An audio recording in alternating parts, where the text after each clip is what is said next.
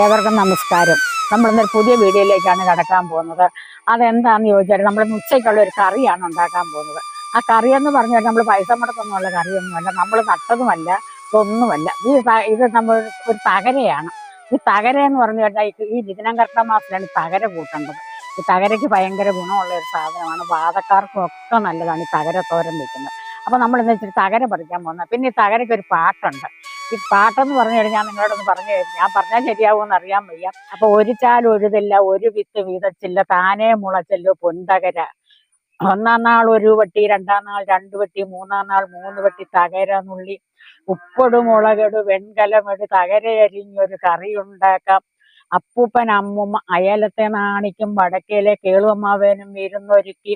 കുംഭമാസം പിറന്നല്ലോ തകരയുണങ്ങി, ഇനി എന്ത് ചെയ്യും പെരുങ്കൊടലി. ആറാറു മടക്കിട്ട് 60 കുരുക്കിട്ട് അനങ്ങാണ്ട് കിടക്കന്റെ പെരുങ്കൊടലി. അങ്ങനെ തകരയ്ക്ക് ഒരു പാട്ടുണ്ടായിരുന്നു. ആ പാട്ട് പിള്ളേരൊക്കെ പാടുമായിരുന്നു. നല്ലൊരു പാട്ടായിരുന്നു. അപ്പൊ നമ്മൾ ഇന്ന് തകര പറിക്കാൻ വന്നതാണ്. പാടമാണ്. പാടത്തിൽ കുറെ തകര കിളുക്കുന്നു. അപ്പോൾ നമ്മൾ തകരയുടെ നാമ്പാണ് ഒടിച്ചെടുക്കുന്നത്. അപ്പൊ നമുക്കത് എങ്ങനെയാണെന്ന് കാണാം. അപ്പൊ ഇതാണ് തകര. തകര എന്ന് പറയുന്നത് ഇതിന്റെ നമ്മൾ 2-3 ഇലയോടെ കൂടിയാണ് ഈ ഓടിച്ചെടുക്കുന്ന നാമ്പ്. അത് എങ്ങനെയാണ് നമ്മൾ തകര പറിച്ചെടുക്കുന്നത്. അപ്പൊ നല്ല വൃത്തിയുള്ള സ്ഥലത്താണ് ഈ തകര നിൽക്കുന്നത്. അഴുക്കൊന്നും ഉള്ള സ്ഥലമൊന്നുമല്ല, നല്ല വൃത്തിയുള്ള സ്ഥലമാണ്. അപ്പൊ ഇതിൽ മണ്ണൊന്നും തെറിച്ചിട്ടില്ല. മഴയാണെങ്കിലും മണ്ണും ഒന്നുമില്ല. നമുക്കിത് കഴുകുകയും വേണ്ട. നമ്മൾ കഴുകാതെ നമുക്ക് അരിഞ്ഞ് കറി വെക്കാം.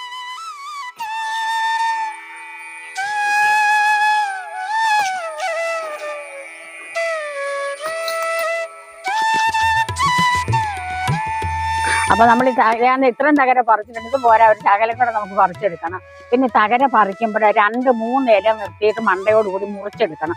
നമ്മൾ ഒത്തിരി അടിയിലോട്ട് പറിച്ചെടുക്കരുത്. പിന്നെ അതുപോലെ തന്നെ തകര നമ്മൾ പറിക്കുമ്പോൾ നമ്മൾ ഇതിനകത്ത് പുഴുവോ ചില എട്ടുകാലി വലയൊക്കെ ഉണ്ടോ നമ്മൾ നോക്കി തല്ലിക്കുടഞ്ഞ് വേണം പറിച്ചെടുക്കണം. ഇപ്പൊ കിട്ടുന്ന തകര വല്ല റോഡ് സൈഡിലൊക്കെ നിൽക്കുന്ന തകരയാണ് നിങ്ങൾ പറിച്ചെടുക്കുന്നെങ്കിൽ ആ തകര പറിച്ചുകൊണ്ട് നമ്മൾ വെള്ളത്തിലിട്ട് നല്ലപോലെ അലമ്പി കഴുകി എടുത്തിട്ട് നല്ലൊരു തുണിയാലോ എന്തിനേലും നിരത്തിയിട്ട് നല്ലപോലെ വെള്ളം തരണം. ഒട്ടും വെള്ളമയം ആവരുത്. ആ വെള്ളമയം ഇല്ലാതെ വേണം നമ്മളിത് അരിഞ്ഞ് കറി വെക്കാനൊക്കെ ഉണ്ട്. ഇതൊന്നും ആരും കൃഷി ചെയ്തതല്ല കേട്ടോ. അപ്പൊ നമ്മളിത് ഇത്രയും തകര പറിച്ചിട്ടുണ്ട്. തകര കുറേ കൂട്ടാൻ പറ്റുമെങ്കിൽ തകര കുറയത്തില്ല കേട്ടോ. മറ്റുള്ള ഇലവകൾക്ക് വരാൻ പറ്റുന്നത് ഇത് കുറയില്ല. അപ്പൊ നമ്മൾ ഇത്രയും പറിച്ചിട്ടുണ്ട്. ഇതിന്റെ കൂടെ നമ്മൾ കുറച്ച് ചക്കക്കുരുവും കൂടെ പൊളിച്ച് വെച്ചിട്ടുണ്ട്. ചക്കക്കുരു പൊളിച്ച് വെച്ചേച്ചാണ് ഞാൻ പോകുന്നത്. അപ്പൊ നമ്മൾ അവിടെ ചെന്നിട്ട് ചക്കക്കുരു ഒന്ന് കീറണം, തകര അരിയണം. അപ്പൊ നമുക്ക് അറിയിക്കാം. നിങ്ങൾക്കിപ്പോ ചക്കക്കുരു ഇല്ലെങ്കിലും തകര കിട്ടിയാൽ കറി വെക്കണം. ഈ മിഥുനം കർക്കിടക മാസം ഇലക്കറികൾ നന്നായിട്ട് നമ്മൾ കഴിക്കേണ്ട ഒരു സമയം.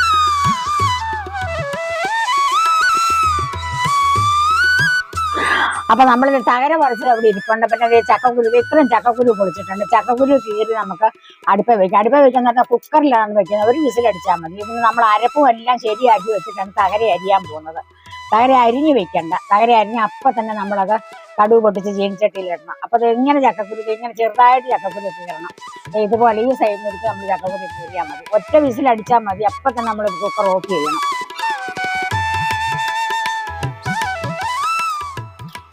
ചക്കക്കുരു കീറി നമ്മൾ കഴുകി കൊണ്ട വെച്ചു. തേങ്ങ ചുരണ്ടി വെച്ചിട്ടുണ്ട്. പിന്നെ അതേ ഒരു 5-6 പിന്നെ കാന്താരിമുളകാണ് നമ്മൾ അരയ്ക്കുന്നത്. 4 കഷ്ണം വെളുത്തുള്ളിയുണ്ട്. ഇത്രയും സാധനമാണ് അരപ്പിനുള്ളത്. അപ്പൊ നമ്മൾ ചക്കക്കുരു അടുപ്പ വെച്ചിട്ട് നമുക്ക് തകര അരച്ചോണ്ട് വെച്ചിട്ട് തകര അരിയാം. അപ്പൊ നമ്മൾ ചക്കക്കുരു കുക്കറിലാണ് വെക്കുന്നത്.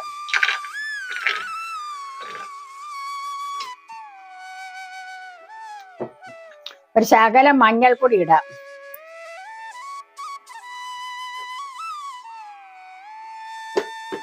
പിന്നെ ചക്കക്കുരുവിന് പാകത്തിനുള്ള ഉപ്പ്. നമ്മൾ തകരയ്ക്ക് പിന്നെ ഇച്ചിരി ഉപ്പ് ചേർക്കുന്നുണ്ട്. അപ്പൊ ചക്കക്കുരുവിനായിട്ട് മാത്രം ഇപ്പൊ ശകലം ഉപ്പിടാം.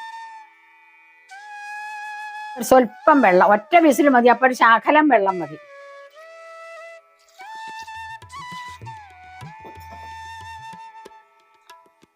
അപ്പൊ ചക്കക്കുരു അടുപ്പ വെച്ച് നമുക്ക് ഒറ്റ വിസിലടിച്ച് മാറ്റി വെക്കാം.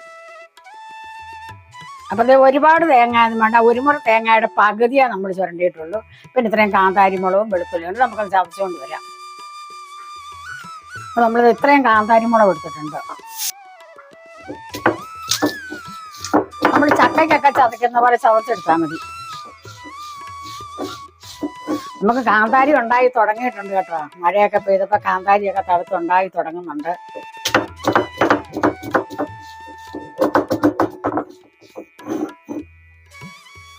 അല്ലെങ്കിൽ ഇലക്കറിക്കൊക്കെ കാന്താരി അരയ്ക്കുന്നതാണ് ഒരു പ്രത്യേക രുചി.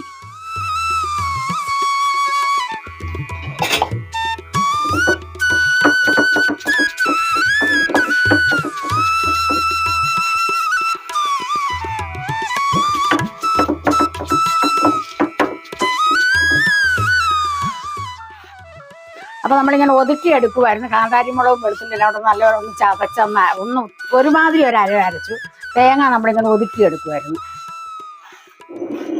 അപ്പൊ നമ്മളിത് തകരത് ഇങ്ങനെ കുനുകുനാന്ന് നമ്മൾ അരിഞ്ഞിരുന്നു. ഒറ്റ അരിച്ചേ ഉള്ളൂ, രണ്ടാമത് നമ്മൾ ഒന്നുകൂടെ അരിയുന്നില്ല, അതിൻ്റെ ആവശ്യമില്ല.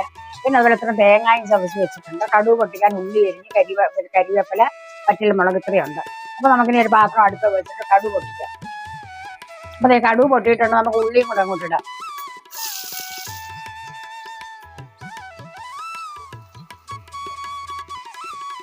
വറ്റൽമുളക് ഇട്ട് നമ്മുടെ കറിവേപ്പിലയും കൂടെ ആയിട്ട് കൊടുത്തേക്കാം. നമുക്ക് മൂക്കട്ടെല്ലാം കൂടെ കിടക്കും.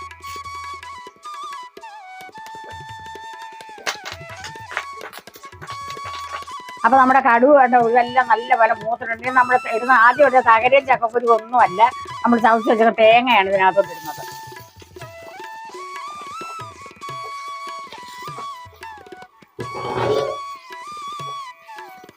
തേങ്ങ നമ്മൾ ഇതിനകത്ത് നിന്ന് ചിക്കി ഉണക്കി പിന്നെ നമുക്ക് അടുത്തായിട്ട് അരിഞ്ഞു വെച്ചിരുന്ന തകര ഇടാം.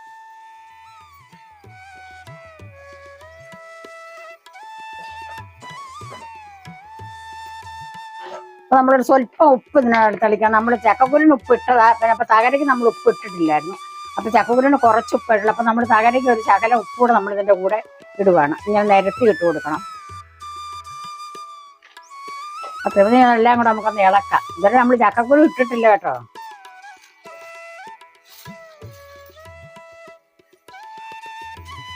ഈ മാസത്തിലൊക്കെ ഇലക്കറിക്ക് ഒരു പ്രത്യേക രുചിയാണ്.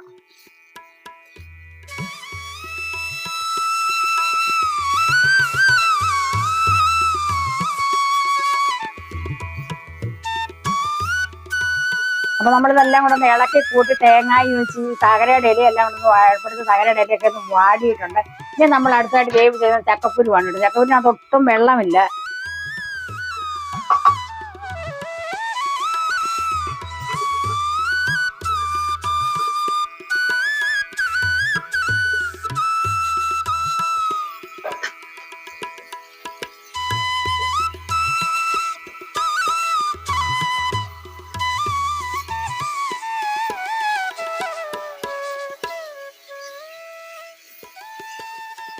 ഇനി 2-3 മിനിറ്റ് നമുക്ക് തീ കുറച്ചിട്ടൊന്ന് ചിക്കി ഉണക്കിയെടുക്കാം. അടക്കിയൊന്നും വേണ്ട.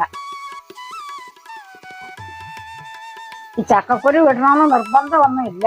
തകരയില തന്നെ എന്തെങ്കിലും തോരൻ വെക്കാം. നമുക്ക് എങ്ങനെ വേണേലും ഇത് കറി വെക്കാം. ഇതിനകത്ത് നമ്മൾ പച്ചമുളക് കാന്താരിമുളക് അരച്ചോണ്ട് നമ്മൾ വറ്റൽമുളക് ചേർത്തിട്ടില്ല. കാന്താരിമുളക് ഇല്ലാത്തവർക്ക് വറ്റൽമുളക് ചേർക്കാം.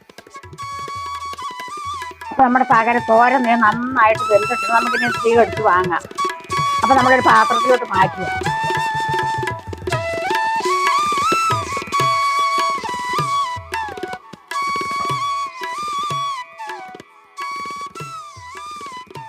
അപ്പൊ നമ്മുടെ തോരൻ തകരയും ചക്കക്കുരുവും കൂടെ നമ്മൾ തോരൻ വെച്ചാൽ നല്ല അടിപൊളി തോരനാണ്. നമ്മൾ പറഞ്ഞ മാത്രമായിട്ട് നമുക്ക് വിൽക്കാം.